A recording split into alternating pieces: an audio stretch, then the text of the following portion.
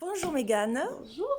Alors aujourd'hui, petite vidéo pour nous parler de toi. Donc tu as 23 ans et tu es une toute jeune infirmière dans Oui. une ville du sud-ouest de la France. Bien sûr, hein, on est toujours en France.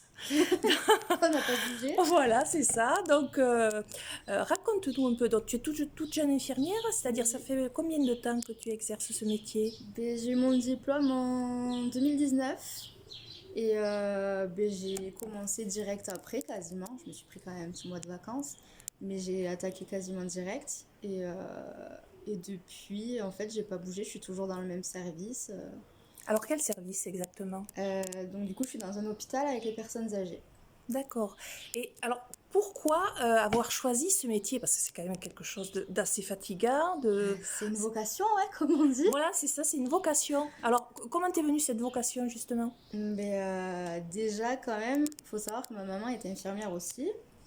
Après, elle est en psychiatrie, donc c'est différent, mais j'avais quand même, déjà quand j'étais petite, ces petites bribes de oh, ça, enfin, elle racontait et tout, donc Elle racontait ses journées, en fait, et mm, ça t'est resté.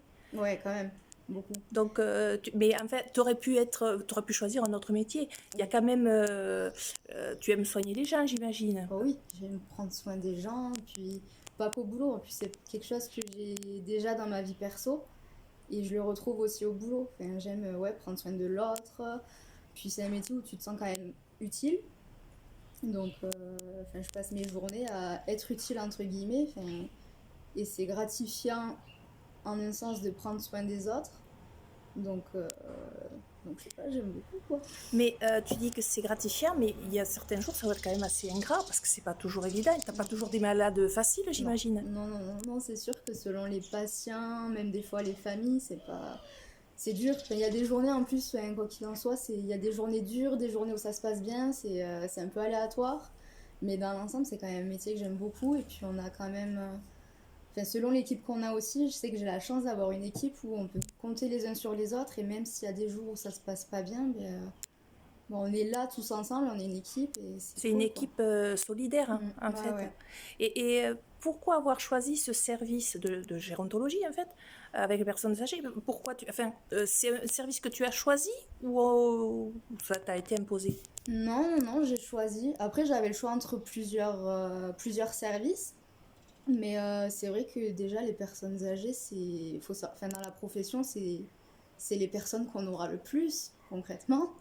Et puis, je me plais bien avec eux, quoi.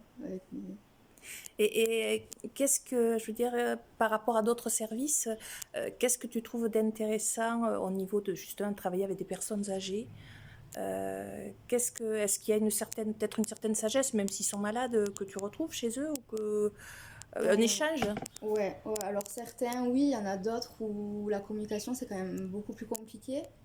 Mais, euh, mais je sais pas, j'aime le fait que, comme j'aime prendre soin de l'autre, la personne âgée, c'est quand même déjà une personne de base qui est un peu plus fragile que nous. Et le fait qu'elle soit en plus à l'hôpital, etc., elle est un peu plus fragilisée. Et donc, moi, je sais que je suis là pour les porter vers le haut, quoi, on va dire. Oui, pour les aider, les soigner. Mm. Et Après, bon, ça marche pas toujours, hein, oui, j'imagine. Et justement, par rapport aux familles, et tu en parlais tout à l'heure, est-ce que c'est pas difficile, justement, de gérer les familles quel est le plus difficile, c'est les malades ou les familles finalement? c'est plus dur, les familles. Et pourquoi? Parce que, après, bon, je parle plus en général, hein, mais ça marche pas pour tout le monde. Mais par exemple, une personne âgée malade, la plupart, ils acceptent en quelque sorte, ben voilà, je suis malade, je sais que plus tard je vais mourir, enfin, Mhm. c'est un fait. Mais la famille a plus de mal à accepter. Et, et du coup, c'est plus dur pour eux et c'est plus dur de prendre en charge la famille que le patient souvent. Et donc, il y a un travail un peu psychologique que tu dois accomplir aussi, j'imagine, par rapport aux Ouais, familles. c'est vraiment très diversifié. Ah oui. C'est pas que le soin manuel, c'est le soin psychologique, le soin. Enfin, il y a de tout, quoi.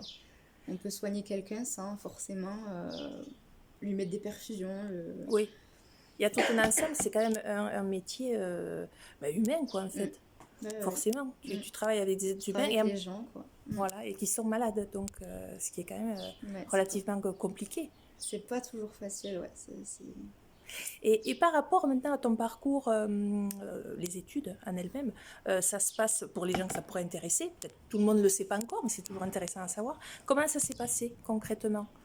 Enfin, les études que j'ai Les suivies. études, oui, que tu as suivies. Après le Euh, bac, j'imagine que tu veux aller jusqu'au bac. ouais. Après, j'ai fait bac S, donc c'est pas ce qui m'a non plus le plus aidé. Mhm. Parce qu'après, bon, du coup, j'ai passé le concours, parce qu'il y avait encore le concours à ce moment-là. Donc, j'ai passé le concours dans plusieurs villes. Euh, C'était d'abord un concours écrit. Une fois qu'on réussissait l'écrit, on passait à l'oral. Mhm. Donc, c'était très stressant quand même. Et puis, du coup, en fait, quand on passait à l'oral, c'était devant les formateurs de l'école. D'accord. Que si on entrait du coup dans l'école, c'était des formateurs qu'on avait appris quoi. Donc voilà, une fois que j'ai eu le concours, ben, je suis rentrée à l'école, j'ai fait les 3 ans, parce que c'est Voilà, 3 ans. 3 années. Ouais, les 3 ans où on a les cours à l'école, où on a les stages.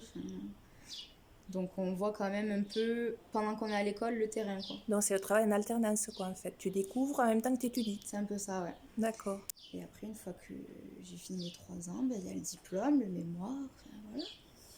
Et par rapport justement à des personnes qui souhaiteraient exercer le même métier que toi, qu'est-ce que tu pourrais leur dire euh, par rapport, tu as dit qu'il fallait avoir la vocation, mais qu'est-ce que tu pourrais leur dire de plus? Avoir la vocation, oui, mais qu'est-ce qu'il faut avoir? Tout le monde ne peut pas être infirmière, tout le monde ne peut pas être dans les soins à la personne.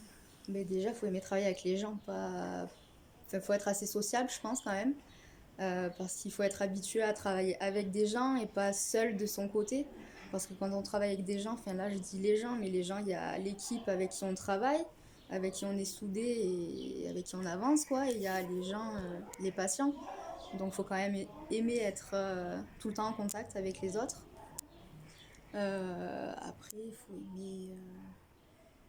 aimer les soins. Enfin, c'est quand même un métier aussi un peu manuel. C'est un ensemble de choses, quoi. Ouais. Mais écoute, je te remercie beaucoup, Mégane, pour cette interview et à bientôt. Et bah bientôt.